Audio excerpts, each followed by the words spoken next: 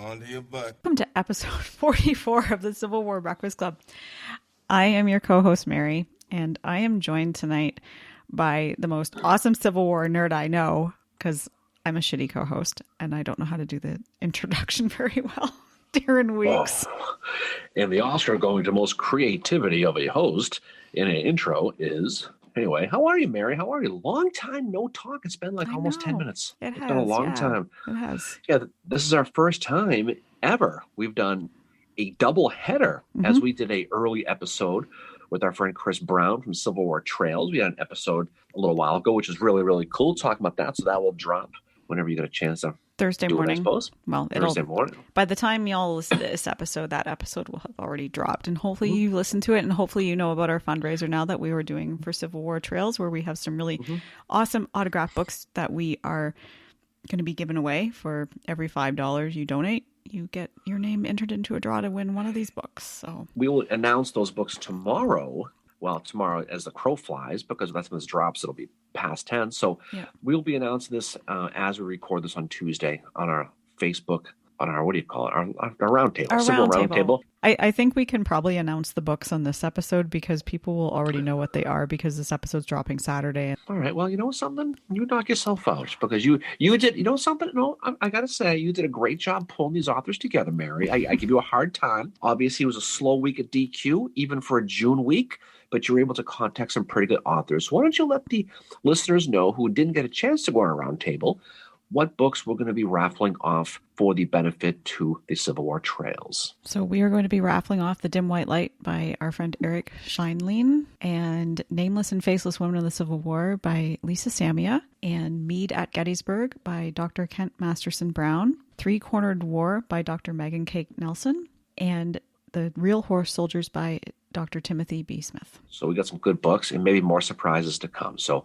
look forward to that. That'll be a lot of fun. So we definitely have a good time going. So that being said, Mary, what are you drinking tonight? I am drinking Ransack the Universe by, again, Collective Arts, because they are the Treehouse of Canada. And I'm drinking it out of my Ride with the Winter mug, which is become like the official mug of Civil War Breakfast Club podcast, thanks to LaRoe Design. But the reason I chose Ransack the Universe, I always try and find a beer that has something to do with the episode that we're going to be doing. I think that what happened to Milroy at Winchester, second Winchester specifically, that we're going to be talking about tonight, he got a little bit ransacked by Ewell and Early and Allegheny Johnson and Rhodes. We're going to talk about that in a little while. I am also drinking out of my Ride with the Winter mug from LaRoe Design, because that's a lecture point. And I am drinking Moody IPA. I'm drinking Moody because Mary is usually moody on Tuesdays, and she puts the OO in Moody. So therefore, I'm drinking Moody IPA. So that's why. It has nothing to do with the podcast. It has to do with your mood. So that being said, let's get to work. This is why you should not allow me to do the introductions, because that was way better than anything I could ever do, you fucker. Jesus.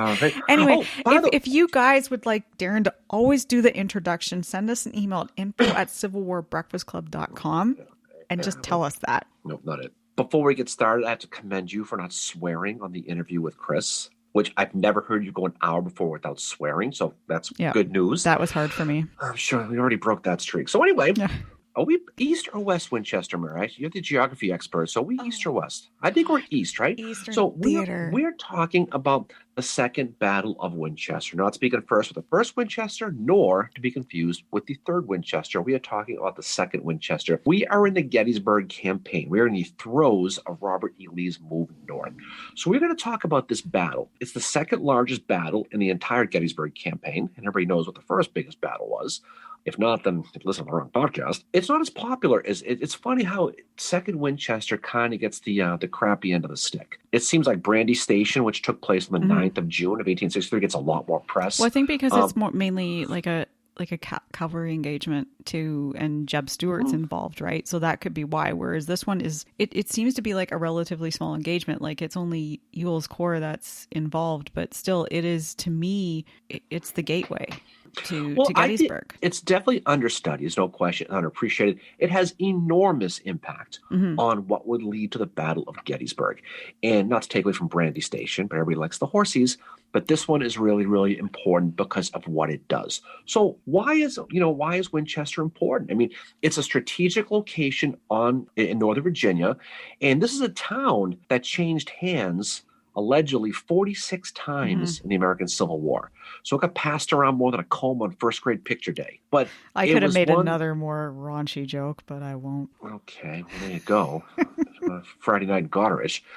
But it's in the north end of the Shenandoah Valley. The Shenandoah Valley is really kind of a launching pad for rebel attacks. It's surrounded by mountains. It's got a lot of passes in and out. But if you're going to go into Pennsylvania from Virginia, you're going through the Shenandoah Valley realistically. It runs parallel to Washington, D.C., and it's, like I said, surrounded by those mountains. And if you look at it from the sky, dare I say, it looks like a popsicle, Mary. Just saying. Ooh. Okay. Geez, I wonder if you'll incorporate that into a meme I somehow. don't know. But what Lee wanted, Robert E. Lee, he wanted to clear the Union out of that because he wanted a clear place to march that army. So he wants to stage that attack in the north, which began on June 3rd. Winchester is going to do by capturing it. It's going to give him a supply base. It's going to, and more importantly, clear the feds out of there. So it's going to give him a place where he can run stuff back and forth from Pennsylvania. It's also going to give him a place where he doesn't have to worry about being nipped at his heels the entire time. So he can bring his full army into Pennsylvania. If you've been to Winchester, it's a great place. I've been there a couple of times. It's only 60 miles from the Pennsylvania border, so it's pretty close. As the burb flies, actually, not so much by the road. It's actually, like I said earlier, about three major battles, 62, 63, and 64. It was a place that a lot of stuff happened. So we didn't really talk about Brandy Station in real detail. We talked about it here and there, but we're not going to spend a lot of time talking about that. But at Brandy Station in June 11th, a couple days after the battle, that horse battle, Lee is going to meet with his new Corps commander, a guy named Richard Stoddard Ewell. How about that? He was the new Corps commander, Ewell. Yep. So he wants to meet with him with his Second Corps and to take them into the valley to capture Winchester, as well as a town called Martinsburg, because of what we said earlier. He wants that launching pad, and he wants a place to bring his supplies. Now, Lee was all excited after Chancellorsville. I mean, spring of 1863 was a big year, a big spring for him. Of course, the only downside was he lost Stonewall Jackson, which is why Ewell is a Corps commander. By the time we get to this part of the war, the Army of Northern Virginia now has 3 corps instead of 2, where A.P. Hill and Ewell are now in charge of Corps. And so they're new. Ewell has never controlled a Corps before, so this is kind of a new deal for him. And as we kind of go through this, Mary, he's going to do pretty good. He is. No, Ewell probably has a shining moment here. And I think the other thing to mention too is so Lee on this campaign is not looking to threaten DC or Baltimore or anything. And that's kind of an idea that gets tossed around a little bit. And yes, if he takes Winchester, DC has the potential to be threatened, but that's not what Lee is looking to do here. Lee is actually looking to go into Pennsylvania and just have a gigantic shopping trip and maybe visit the old DQ or a few of them along the way. But the one thing that to mention about this is so he's told his troops to forage. Again, a lot like the orders that William Tecumseh Sherman will issue on his march to the sea in 1864. But the other part of these orders that Lee issues are to capture any African Americans. And they will send them back down south into slavery. And that's a darker part of this campaign that it doesn't usually get talked about. But the one thing that I've encountered in my years in studying the Civil War is people going all over Sherman for his liberal foraging of Georgia and burnings and all that. But then you come back at people with, but Lee in Pennsylvania and taking the slaves and putting them back into slavery. That's an important part to mention on this campaign that he's doing. So basically he's doing a big shopping trip. There are slaves that are captured and freed African Americans that have never been in slavery sent down south for this. He's not looking to threaten DC or Baltimore at this point. But if he can, that's kind of a bonus if they think he's going to. No, I think that's a bonus. I mean, Virginia at this point has been dealing with war for a couple of years now. The landscape is barren. There's no food for the army. There's no food for the citizens. The farmers can't grow anything because there's just too much carnage. So he wants to take the fight out of there. He wants to get into Pennsylvania. Now, all your points are absolutely completely valid as far as a shopping trip. The other thing he wants to do is he wants to wreak havoc in Pennsylvania. Now, Pennsylvania at that time was heavily Democratic, and there were portions of that population that were very anti-Lincoln. The fall of 1862, the Dems won a bunch of seats in Congress and a lot in Pennsylvania. So Lee's thinking, well, I can go up to Pennsylvania. I can stay there as long as I possibly can, fill up the shopping cart. Okay, he's not going for the 8 items or less line in this one. There's no question. He's loading them. You want to be there. You don't want to be there at the register when Lee comes up. It'll take you forever. He probably would have gone into the 8 items or less line, though. He would have been that level of dick, I think. He would have written a check too, because that, But we all take a check. And so he's gonna go to Pennsylvania, but he also, because he wants to hurt that morale. If he gets to Pennsylvania and he can stick it out there for a while, he knows the army of the Potomac is going to chase him, but just him being there is going to be a morale killer. And that's what he's kind of thinking, because we talked before. He knew he could not win this war on might. He had to win it on will. So that was his thing. But the biggest reason was he had no food left and he had to get out. So June 11th, Ewell's going to plan his route with his other division commanders, who Gettysburg people recognize the names: Robert Rhodes, Jubal Early, and Edward Allegheny Johnson, as well as their Second Corps engineer, a guy named Jedediah Hotchkiss. And they're going to get together and they're going to plan this route. Now, here's the benefit. They were there a year before. Mm-hmm. So they're going to be invading, but they have home court advantage. They know the lay of the land. So they decide what they're going to do is they're going to take these 3 divisions and they're going to head towards a place called Fort Royal, Virginia. Milroy, we're going to talk about Robert Milroy here in a few minutes. I don't want to jump too far ahead. Robert Milroy is sitting in Winchester, and he's probably thinking they're going to be attacked. But he doesn't know from where. He does not think that they are going to come through the South Gap called Chester Gap. He thinks they're going to come through a place called Snicker Gap or Ashby Gap or Manassas Gap. He doesn't think it's going to be through Chester because it's just too far away. But guess where he goes? He goes through friggin' Chester. So he's going to march through there. So June 12th, Ewell's army is approaching Front Royal. Mm-hmm. He's got about 20,000 guys, 20,000 guys, pretty good sized army. He's also joined by his general cavalry guy, Alfred Leroy Jenkins. And so he has cavalry, and he's got 3 divisions, he's got 20,000 guys. Now, when we talk about the Union numbers here in a second, you can kind of see where this battle is going to go. But he's going to split his army in 2 groups. He's going to have Rhodes and Early. They're going to march on Ewell's right wing, and Johnson is going to take that artillery on the left. Now, Ewell knows the Union army is in pieces because they know where they are. Now, this is where you kind of get lucky with this. So he's going to have Rhodes and Jenkins' cavalry move to a place called Berryville, Virginia. Why? Well, it's because a guy named Andrew McReynolds, who's a brigade commander with Milroy, that's where he's staying because he's guarding Snicker's Gap. He thinks that's where he's going to come through, and he knows it. So he goes, well, if I go hit him, I can block one of their exits. So Ewell's thinking ahead with this one. So he's going to strike Winchester with Early and Johnson with Jenkins as well. So what Ewell has here, Mary, he's got a pretty solid plan. He's got a plan to attack. He's got a plan to stifle and stop the retreat right off the bat. Again, this is his first time as a corps commander. Yeah. And so Milroy is going to start receiving reports that Confederates are coming into the Shenandoah, and he's very skeptical as to how bad the danger is. But, another reason for that is he thinks he's in a very well fortified place and that he can hold out for weeks, if not months, against any kind of attack. That's because the earthworks around Winchester, and they'd actually been started to be constructed by the Confederates early in the war, but there's all these different fortifications, there's different roads leading between them, and Milroy feels that if he can even pull back, to the main forts like Star Fort, Fort Milroy, which we're going to talk about, that he can withstand anything that comes against him. The other thing that he has too is he has cavalry stationed not too far from Winchester. Problem is he doesn't have them far enough away to be able to tell of any threat that is coming towards him. So they're too close to Winchester to even be of any use. And the one thing about Winchester is, and I read this in a few places, it has enough rolling hills, not undulations, rolling hills, that it's very difficult to tell if you're being approached by the enemy. And that's a problem that we're going to see with Milroy here. Well, first of all, you should throw those books away because they're wrong. But speaking of Milroy, so Milroy on the Union side, it's kind of a different thing. He's only commanding a 2nd Division of the 8th Corps. We're not talking about a big army. We're talking about 7,000 people.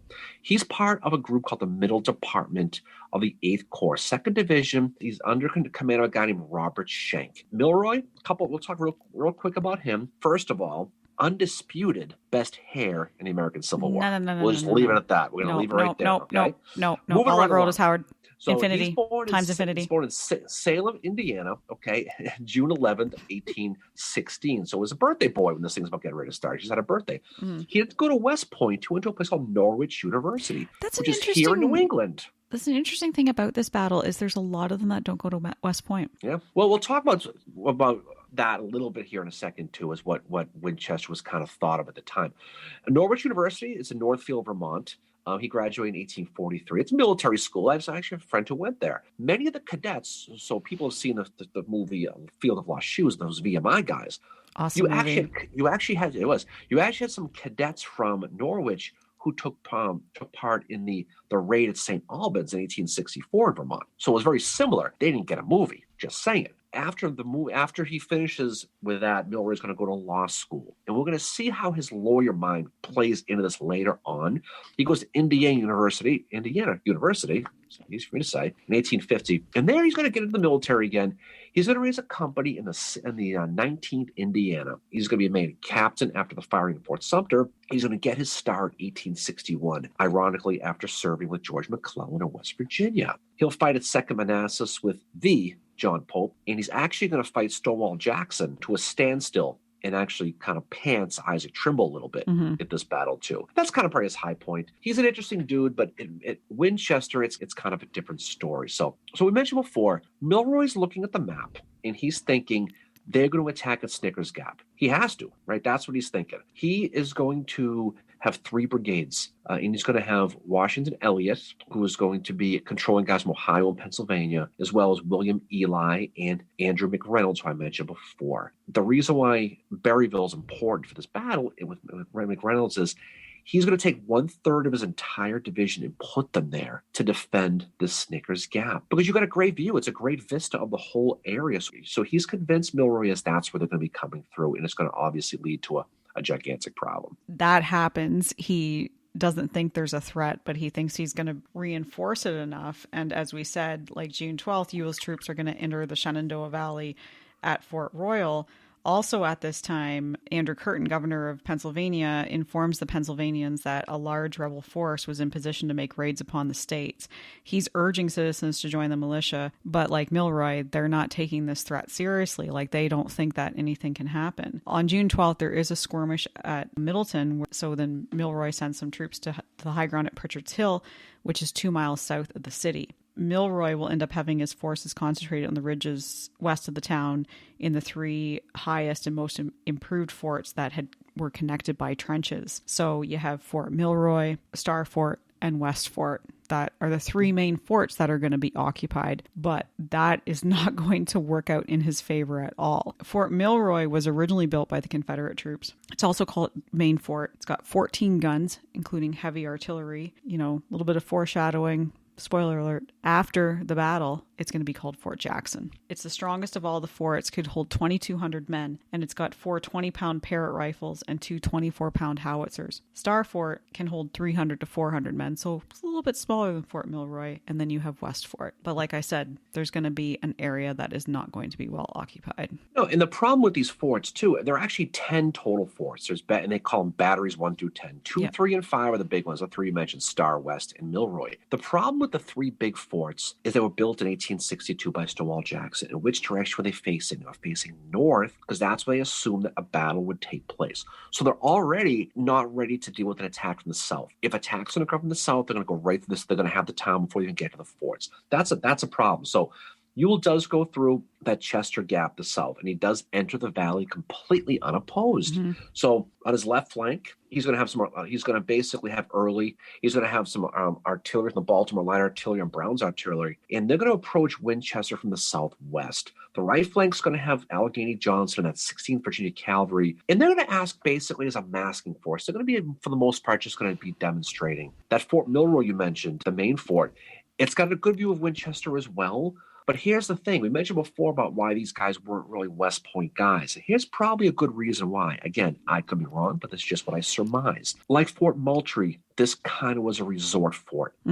Fort Milroy is where you had officers' families, wives, children, people like that. Lincoln, we'll find out here in a few minutes, did not consider Winchester to be strategically important. They were just there, right? Yep. So you also had a lot of injured soldiers from the previous battle of 1862 in the town, staying in the houses that were vacated by the retreating Confederates in 1862. So you had a lot of people. It was almost like, I don't want to say like a rest home, but it was almost like a place where people could just kind of recoup. I don't think they took it very seriously as a place to go.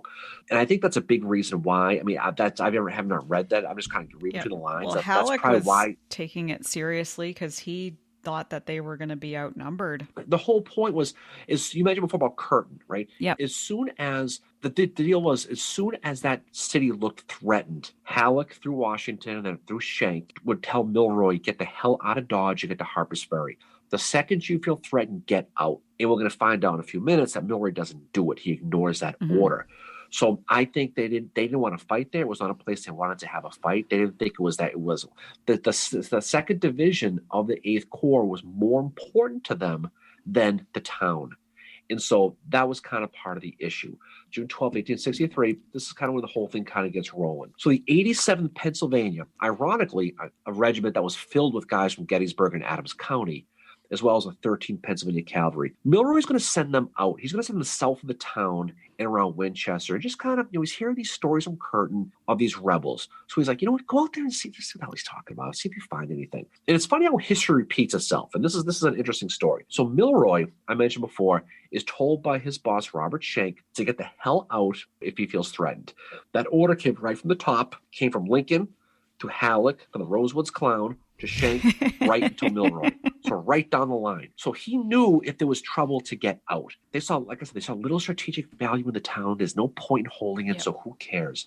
So that 87th PA and 13th PA Cavalry, what do they see? They stumble into the early elements of Ewell's Corps, the cavalry, late afternoon on the 12th of June. It's funny how it works. The Feds are going to kind of retreat, and they're going to kind of sucker them a little bit. They're going to kind of run over a hill, like the movie The Patriot, and then when the Rebs chase them, there's a whole bunch of guys waiting there with the guns.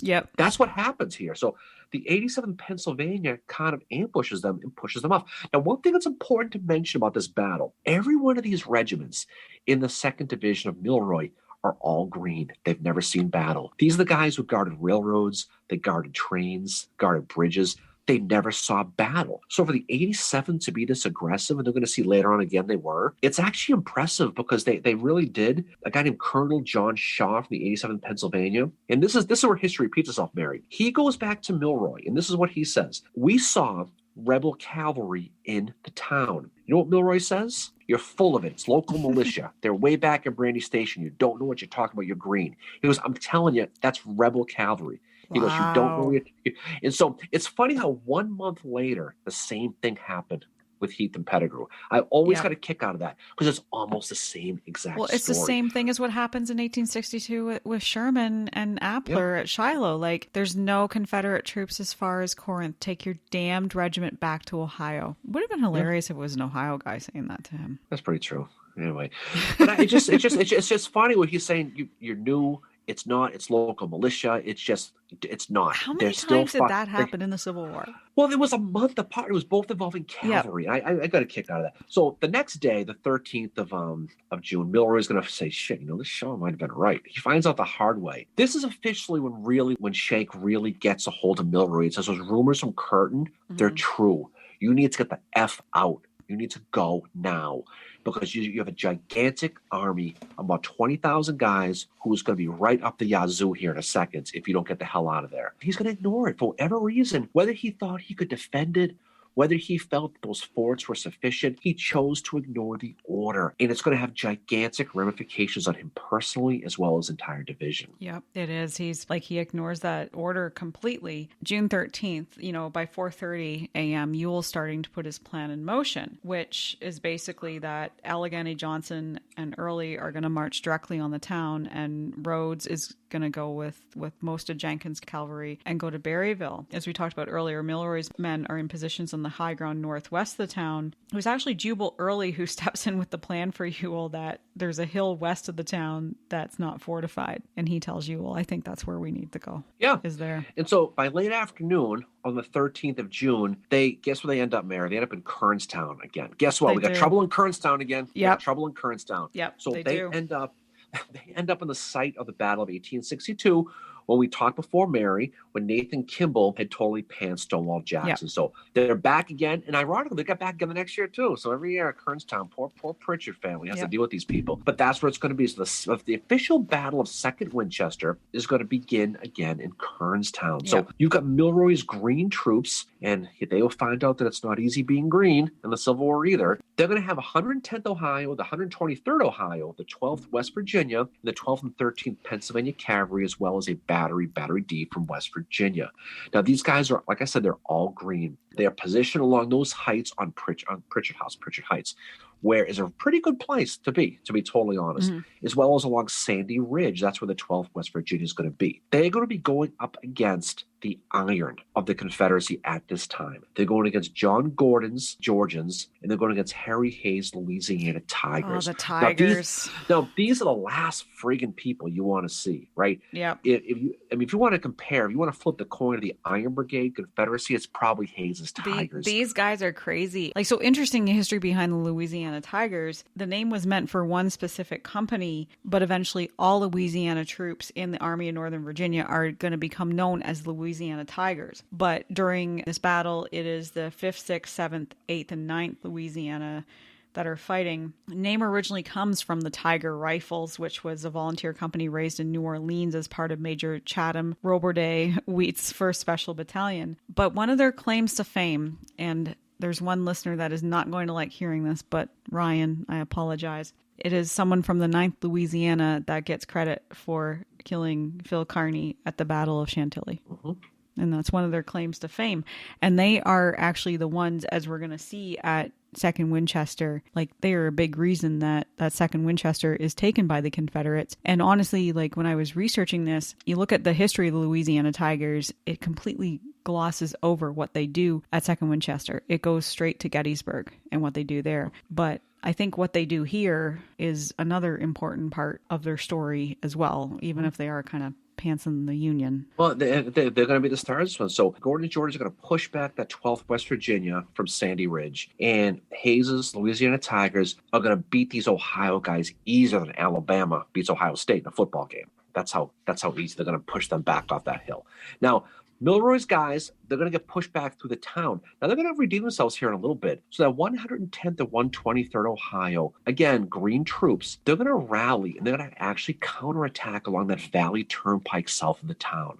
So they're going to kind of regroup and they're going to say, let's attack. So Colonel William Wilson of the 123rd Ohio is going to rally them, and they're going to attack these Louisiana Tigers, and they're actually going to slow them down. I can only imagine the surprise of these Louisianas with their zouaves and everything jumping up and down. Realize they got to slow down. Now, the only thing that's going to slow them down, really, these Ohio guys, is the darkness. So the day is going to come to an end. It's going to turn into nighttime, and it's going to stall Early's attack. So as much as we have fun with these Ohio people, Mary, that counterattack from the 110th and 123rd along that Valley Turnpike, considering who they were versus who they were fighting, actually quite impressive. Simultaneously, while this is all going on, Allegheny Johnson, he's going to be hitting that federal picket along an Opequon River crossing, and he's going to get basically pushed back by the guns on Fort Milroy. And he's going to kind of stall there. He's going to kind of set that. But that's really a diversion. Now, we mentioned before, McReynolds was sitting over there in Berryville. He had specific orders that if he heard the signal gun go off from Fort Milroy, to get his ass back. So at this point, they fire the signal gun. Okay, it's kind of like they blew the conch shell, right?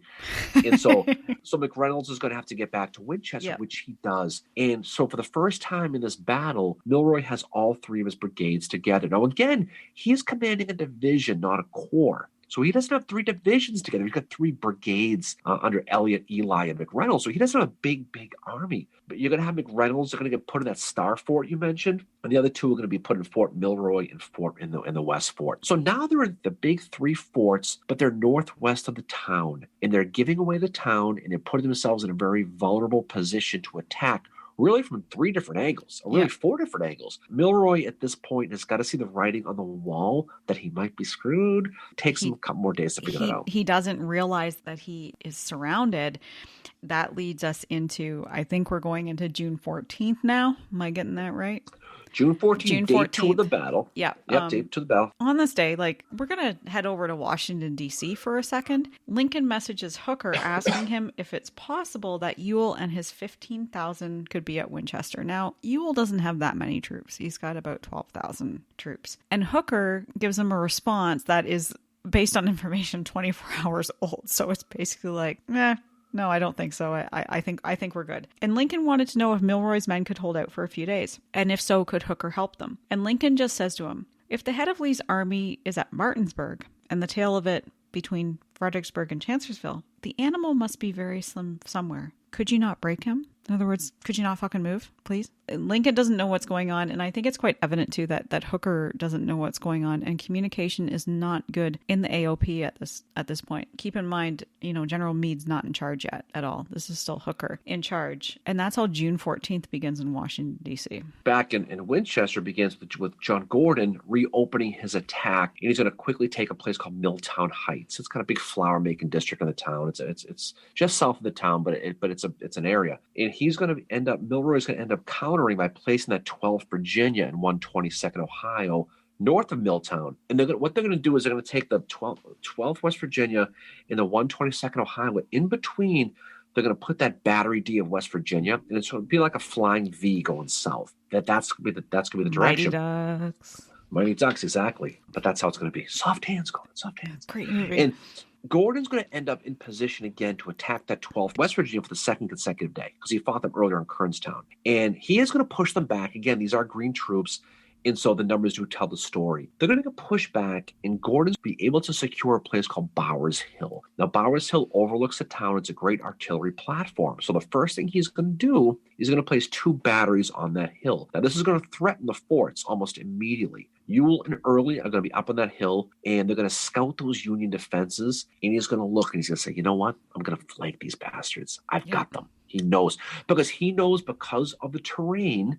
Now, it's only we the talk rolling about hills. The terrain, undulations. Rolling hills. Well, there was actually mountains. It was more. We've talked before about how some of the terrain in these battles has hurt the Confederacy and the Union. Swamps and darkness. The Rebs know this terrain. They know like the back of their hand. Yeah, that's the thing. They're going into it, especially because Ewell was there before with Jackson at First Winchester. He already knows this terrain, so he's going into it with not But the other thing too, to put it back on Milroy. Milroy should know what the fuck the terrain is too. He does. I think he was, proverbially whistling by the graveyard at this point. Absolutely, I think he knew he was screwed, Yep. and he would just hope for the best. So he's going to flank them. So he's going to gather 3 of Early's brigades near a place called Apple Pie Ridge, which just sounds wonderful. Just wonderful. Love that name. Isaac Avery, extra Billy Smith, and Hayes. So he's going to take them along with 20 guns. And what he's going to do, he's going to flank around the left-hand side of the Confederacy. And they're going to be masked beautifully by the terrain. While this is going on, they're going to have Allegheny Johnson go to the Union left, the Confederate right, with Gordon and just make noise. They're going to demonstrate, they're going to fire. Yep. But because he's going to take the attention away from this flanking force that's going around the left side of that mountain. Yep. And Milroy's not going to see it coming. He's going to focus his attention on that. It's going to be a situation where Early goes around a place called Little North Mountain. So it's not a hill, nor is it an undulation, Mary. It's a little mountain. They're going to go around that, and Johnson and Gordon are going to be on that right-hand side. And all the focus is going to be on Johnson, and it's going to be on Gordon and the guns, and they're going to be sneaking right out of their nose. Exactly. It's a brilliant diversion in a way. I'm thinking back to it's now 2 episodes ago about our second episode about Vicksburg, where Grant does the Gerson's raid, which is totally meant as a diversion for Pemberton. This is a much smaller diversion on Ewell's part, but I think that's one of the things that makes this so brilliant is this diversion that he's managing to create so he can set up to basically surround Milroy. And this is something that I don't think Ewell gets enough credit for. No. You hear all about Ewell at Gettysburg and all the criticisms, but I get he's a Confederate, but him at Winchester he's brilliant here with what he's doing. It's a classic rope-a-dope. It's look here, I'm going to hit you here. So by 5 p.m. on the 14th, Hayes Louisiana Tigers, these freaking guys again, okay, they begin their attack on West Fort against the 116th Ohio.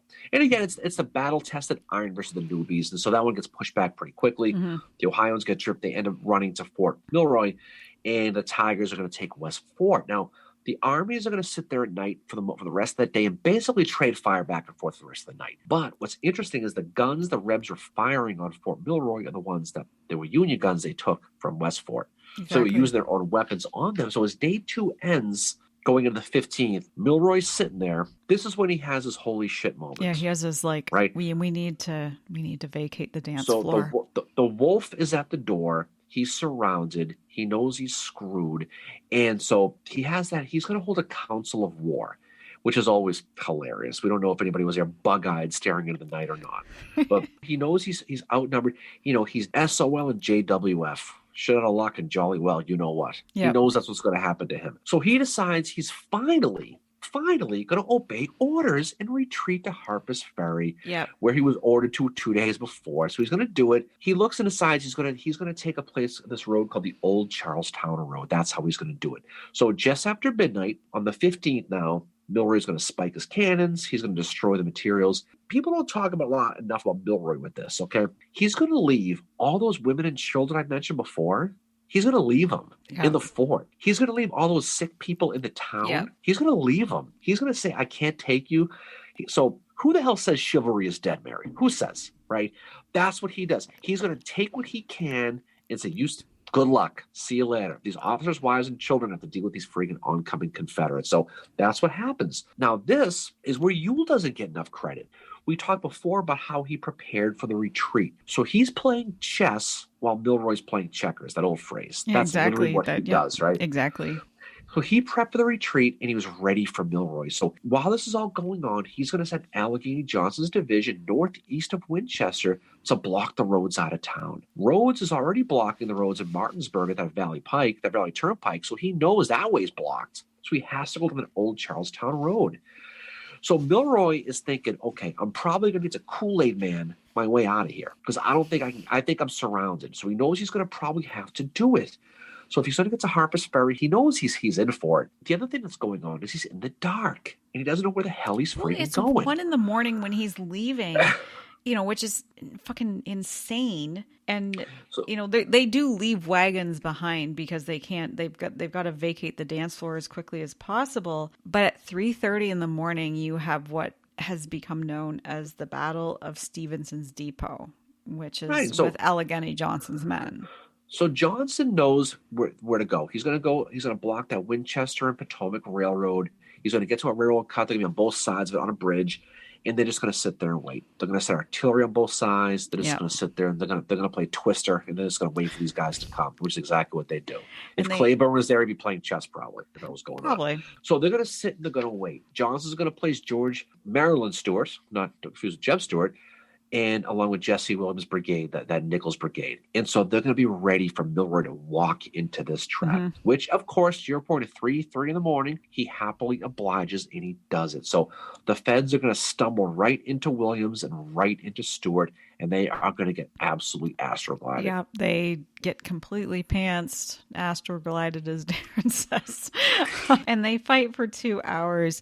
Milroy nearly gets his entire command annihilated here. The Union, they do manage to they fight back and they try to break through the Confederates on both flanks, but they fail both times. A few men manage to get away, but as we're going to talk about soon, the casualties on the Union are just, this is why they're so high. This Battle of Stevenson's Depot is why. Milroy knows he's probably screwed. Yeah. And we talk about Beauregard at Shiloh, right? When he knows he's screwed. And what does he do? He goes to the front and becomes a hero. Milroy does the same thing. Yep. He jumps on a white horse, okay? And he's going to ride along the front. The line is going to be the 18th Connecticut and the 5th Maryland. And he's going to ride up and down the front while they're facing Williams' friggin' Pelican Brigade, the Louisianans, the other crazy boy, right? That's what they were called. How could they see a white horse at night? No, that was like 5 a.m. now. It's getting light out. Okay. Why did I just think of the song Nights in White Satin? Do you know that song? Maybe because it's moody blues. Who knows? We'll see. Right? Anyway, so he has to show personal leadership now, because he knows he's screwed. But you know what, though? What does he do? At 5 o'clock in the morning, he gathers his officers together and says, all right, here's the deal. Let's point and say, what's that? And let's all go this way. Yeah. So that's what he does. He and his officers are going to quietly sneak away, a la Van Dorn and Pete Ridge. They're gonna exit stage left, and they're gonna leave the fighting to the soldiers, and they're just gonna leave them. McReynolds' brigade, they actually do retreat and they actually get away. But the other two, under Elliott and William Ely, their forces surrender. Right as they're trying to fight, they get flanked by the Stonewall Brigade of Jimmy Dynamite Walker. Yep. That's going to hit them on their left side. And so they know they're screwed. They're going to have to quit. So the battle's going to pretty much end at that point on the 15th. The Rebs do take Winchester. But again, we'll talk about the post game here. And this is where it gets really ugly for Milroy and the Union. 4,709 total Union Confederate. 4,443, these are Union. Over 4,000 are missing or captured, and that's likely because of what's happening at the Battle of Stevenson's Depot. Milroy is going to turn up at Harper's Ferry. Oddly enough, the commander is the one that manages to get away, and he's placed under arrest. There is a court of inquiry held, and he's exonerated, but he's never again going to hold field command at all. Milroy eventually gets transferred to the Western Theater, where he's going to recruit for Thomas's Army of the Cumberland in the Nashville campaign. The reason that the citizens of Winchester did not like the Union being there was because of Milroy, because he was kind of an asshole and he didn't treat the civilians very well. But when he's in the Western Theater, he's known for doing that too, along with banishments of anybody who had Confederate sympathies, as well as executions. Mm-hmm. So he's not really a great guy. He's going to fight briefly in the Third Battle of Murfreesboro, and he finally resigns his commission July 26, 1865. And then he's going to work for a couple different places. He'll die in May of 1890, and he's buried in Masonic Memorial Park in Turnwater, Washington, because Milroy is apparently a Mason. Well, the thing about it, I mean, we'll talk again more about this stuff, the post with this, because it's interesting because you mentioned before those losses, the people who got caught. So they also lost 300 wagons, 300 horses, 200 guns, a ton of supplies. That 54% capture rate is the highest by far by percentage in the entire Civil War. That percentage rate. We mentioned before about the boat landing in Bruinsburg last week, or D-Day. This percentage of casualties versus prisoner of war, that record will stand until World War II in the Philippines. That's how long this lasts for. Mm-hmm. And it's insane. An artillerist named Robert Stiles, a Confederate guy, he says, the Battle of Winchester, Sucker Winchester, was one of the most perfect pieces of work the Army of Northern Virginia ever did. And he's right. You know, it's by far Ewell's absolute best moment. We see a lot of people who rip on Ewell for Gettysburg, right? Yep. They talk about, well, if Jackson were there, Ewell would have. People in real time would have no reason to doubt Ewell after coming off this battle, because there is nothing he did that Jackson couldn't have done better. He almost a perfect battle.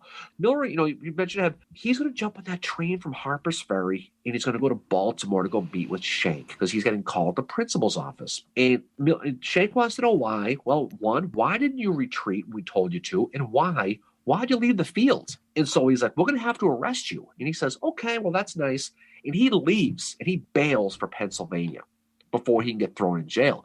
He wants to go meet with Andrew Curtin, the governor. You know what he wants to do? He wants to get the band back together again. He wants to get his division back. Yeah. It just doesn't happen. They end up taking his division and dissolving it. Most of the guys who got caught, 3,500 alone by Allegheny Johnson. But the 4,000 got caught, they went to Libby and they got sent to Andersonville. So Milroy's actions directly affected this hell that these guys went to. Yep. And you mentioned before about some of the stuff he did about afterwards getting sent west. Like most of these guys, to your point, he got sent to the land of the Misfit Toys in 1864. Yep. But he actually had some success there, though. December 7th, 1864, day that will live in infamy for some people, he actually beats Nathan Bedford Forrest pretty easily. Yep. He cleans him up at the Battle of the Cedars. So he's never going to do anything. But the funny part, I mentioned about Milroy, he was a lawyer. He's got a little Dan Sickles in him here. Oh, he does. He puts a spin on it. You know what he says about Winchester? He says, my effort in Winchester saved the Union. and helped win the Battle of Gettysburg. Fuck. Because those 3 days I stalled Lee gave Meade and Hooker enough time to get up there. If I didn't do what I did, they would have gone right through Gettysburg. They've been waiting for the Union when they got there. Therefore, I deserve credit. He said this on the day he died. That is such bullshit because you look at how it happened. There's no way. But I'm telling you, I'm going to call bullshit on that. This is the lawyer in him. Until the day he died, he felt he was the hero of the Battle of Gettysburg because of what he did at Winchester, which was get his ass kicked. But he felt that he provided that necessary speed bump to give Hooker and Meade the time to get there right as Heath and Ewell and those guys were arriving. So in his mind, he deserves all the credit, which I always thought was funny. That is I don't know. I have lawyers in my family, and I would like to present that evidence to them. So that'd be one of those holy crap. So yeah. So looking real quick, we kind of lead into the Battle of Gettysburg. So after this Winchester happens, it completely freaks out Abraham Lincoln. Oh, it does. Right? Yeah. To the point where he issues a call for 100,000 volunteers. Governor Andrew Curtin is going to call for 50,000 volunteers. Stanton is freaking out. But the other thing that happens in this aftermath too, and it's around the time of the Battle of Gettysburg, is the riots in New York too. Like I think those happen right around this time. The draft riots. Am I getting that right? It was July 16th, right? Yeah. But yeah, like Lincoln freaks out. And I think because it's Winchester, like they're like, oh my God, DC's going to be threatened. But that's not what Lee is after. But yeah, it causes a lot of, it's like they finally have this holy shit, this is happening. Like they didn't think it was going to happen. Well, what did we say at the beginning of this? Lee wanted to freak out the people in the North. He wanted to get the people against it. And he actually did. But what's interesting too about this was he's going to call up 100,000 militia to defend Pennsylvania. Our old friend Darius Couch from the Second Corps, who gave it the old quit at Chancellorsville, he's in charge of basically the defense of Pennsylvania. And this story always kind of astounded me when they were calling in troops to defend Pennsylvania. You had hundreds and thousands of black troops showing up in Harrisburg to defend the state, and he would not let them fight. He would not let them fight. It's always a black mark on that battle, because when you talk about the future of the Gettysburg Address and all men are created equal, all the stuff that Lincoln talked about, it's always kind of a sad irony that there were black troops willing to fight in that battle in the North and that they were not allowed to fight. It's just one of those things. It is. But, it definitely is. And it's to see like Lincoln all of a sudden, he's like, we need 100,000 volunteers and all this other stuff. It's like, did you not think they were a threat? Like you should have been on, it's like, yeah, it is possible that is going to happen. But the other thing too that Lee was looking to do, and you've mentioned this, is like this peace movement in the North. He wants to try and get like Pennsylvania to especially start looking at this peace movement to happen, like get the Copperheads involved and all that. As he's getting ready to go, this is how the table is set, and we can get ready to finish up here. But what were Lee's goals as he sent Ewell up? He wanted to threaten Pennsylvania. He wanted to get the political minds going about whether or not they wanted to fight. He wanted to set up that supply depot and set up a launching pad into Pennsylvania. At this moment, thanks to Richard Ewell, he has everything he wants to prepare to go in. So you think of like a rocket taking off from Cape Canaveral. They're counting down. Yep. Where a go. Ewell's Winchester is the last where a go. So once that happens, it's on like Donkey Kong for Pennsylvania, because now he has his supply place, like we mentioned. He has everything he needs. He's got the valley clear of Union soldiers, especially when Harper's Ferry gets vacated for Meade to go fight at Gettysburg. He has no one behind him. So he has it. He has it going in. Now, we'll talk more about how it all plays itself out. We'll talk about Gettysburg. We're going to focus on the retreat. After this is going on, you have to appreciate the fact that this is Richard Starr Ewell's best day. Not even close. And it's his best first day. So when he tells Lee he can't take that hill, Lee's going to believe him. And it's not because he's incompetent. It's not because he's Jackson. It's because he's got a track record now. And it's an impressive track record of what he did at Winchester. Absolutely. And I think that's an important thing to take into looking at the Battle of Gettysburg, because Ewell takes a lot of shit for not, taking that hill if practicable. I think Winchester shows that he had what it took as a commander. And I think, I guess you could say like, well, what if Jackson had been at Winchester? Well, I don't know if I want to go down that what if right now, but I think Ewell doesn't get talked enough about this, and he does take a lot of shit for the whole like, oh, Jackson would have took taken that hill, blah, blah, blah. Yeah, Yeah, I think if you look at Ewell's actions at Winchester, you can see they are well thought out. They're well planned. He is brilliant here with what he does. He manages to take Winchester, which is a very important place because, the railways that are there. The other thing that happens too that we didn't mention is when Rhodes and Jenkins are doing what they're doing, they cut the telegraph line, and Milroy has no communication at all. Like, he's done. Like, there's nothing there. So that was severed as well. But I think coming away from this, the MVP in this battle is Richard Ewell. Oh, without a doubt it is. I mean, without it. Yeah. I mean, he did everything right. He really, really did. And to contrast, they kind of did everything. People like Rhodes did everything right here too, but does everything wrong at Gettysburg. So it's kind of funny. You're as good as you're good on a Monday, you're good on a Tuesday. Exactly. But this was a situation where you could have drawn it up perfectly. You're bagging 4,000 guys, you had 200 guns, 300 horses, all those supplies. Now you already have supplies as you're heading into Pennsylvania. So you got that boost. So as you go on your trip, so I think it's setting up well. Now this is going to be the high mark of the Gettysburg campaign as far as battle goes, but it's going to be a situation where they end up more prepared going in than I think even Lee had probably thought of it, even as wildest dreams. Yeah, well, I think it shows Ewell's brilliance as a commander too, that he's going to, he's listening to what Early has to say about, hey, let's set up over here, and he's consulting with Jenkins as well and Rhodes to figure out, okay, what is the best way to do this? And that's very similar to how we're going to see Meade conduct himself at Battle of Gettysburg, where he's like, okay, I'm going to send Hancock down here to determine stuff. It's clear that Ewell is listening to those that his subordinates for their opinions on this, just like Meade is trusting someone like Hancock to go do what he needs to do. So there are some similarities that you can compare here in the command style that is happening, I think. Mm-hmm. Oh, there's no question. It's going to be interesting as this goes forward to see how it all plays itself out. Most people who study history know how it plays itself out. But for this day, for June 15th, 1863, this was a day that Richard Ewell could hold his head high along with that Second Corps. Yeah. That's exactly what they did. So what is next? We're going to be talking Battle of Kennesaw. And then we are going to be having on June 30th at 6 o'clock. It's a Wednesday night. We are going to be having our book club meeting it's going to go right with Battle of Kennesaw, actually, kind of in line with that. We're going to be talking William Tecumseh Sherman Through the Heart of Dixie by Dr. Ann Sarah Rubin. We are going to be discussing that book. And then we are going to be back on July the 3rd, back in Vicksburg again to wrap up our discussion of the Vicksburg campaign. Then we are going to be back in Gettysburg for the retreat from Gettysburg. So lots of fun stuff. We've also got our fundraiser with Civil War Trails as well. So that episode will have already dropped. So if you haven't listened to it yet, go listen to episode 43, which is our interview with Chris Brown from Civil War Trails. He was a great person to talk to. He's so fun to hang out with. And he's, just like us when it comes to Civil War, just wants to have fun with it and tell the story and all that. And he likes beer too, which is awesome. Cut from the same cloth. So a lot of good stuff coming on the pike. So Mayor, great time as always. As always, the pleasure, as we all know, is always all yours.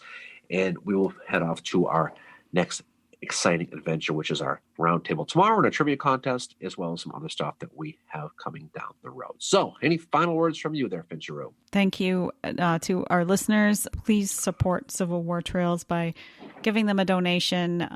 Every $5 you guys donate, you'll get an entry into win an autograph book. But more than that, it's going to support some really, awesome way to preserve history and tell the story of the Civil War.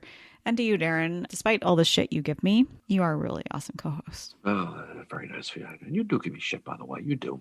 That's true. Whatever. That's okay. You don't suck so about yourself. Anyway, all right. So off we go into the wild blue yonder again. So again, we'll look forward to listening to this dropping next week, and we'll have a lot of fun and support. Don't forget our Charles Tilden Medal of Honor petition.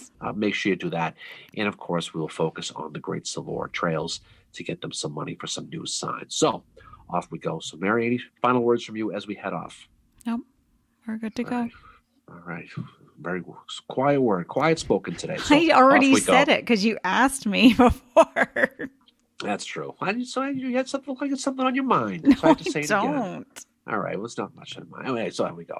Anyway, so off we go. Guys, have a great time the rest of the week, and we will talk to you, as they say, on the other side, and peace the hell out. See you guys later. Bye.